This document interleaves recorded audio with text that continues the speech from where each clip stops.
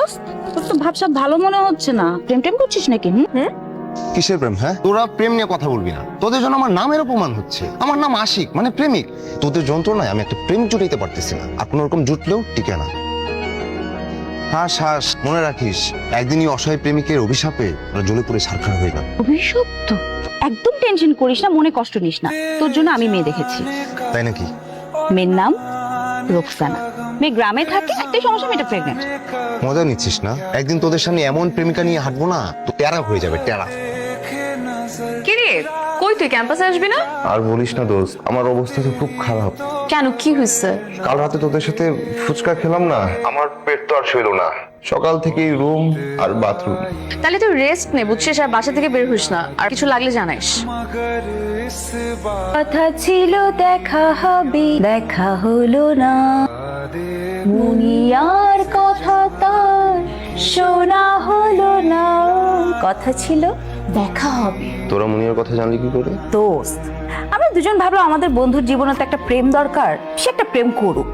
কিন্তু সে প্রেম করে আমাদের দুইজনকে না জানায় ডেটে পর্যন্ত চলে আসছে, আর আমরা কিছুই জানি না। কিভাবে সম্ভব? তোমার সাহস!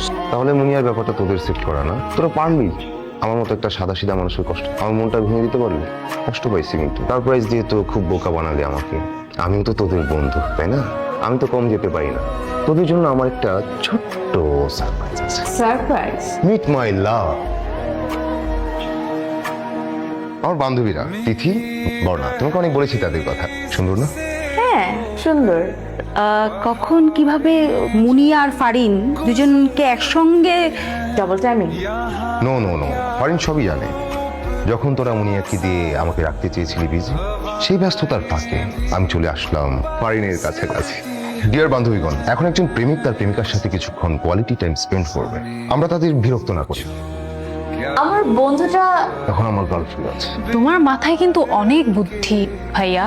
কি সুন্দর কাজিনকে গার্লফ্রেন্ড বানিয়ে নিয়ে এসে দুজনকে কিভাবে বোকা বানাবে। ওদের চেহারা না দেখার মতো ছিল। আমার তো মনে হলো 7 দিন ঘুমাতেই পারবে না। যখন ওই মেয়ে, মুনিয়া মেয়েটা নিজে থেকে আমাকে কল দিল, আর আজ যখন আমি বললাম আমার পেট খারাপ, ওরা মেনে নিল, তখনই আমি বুঝতে পারছি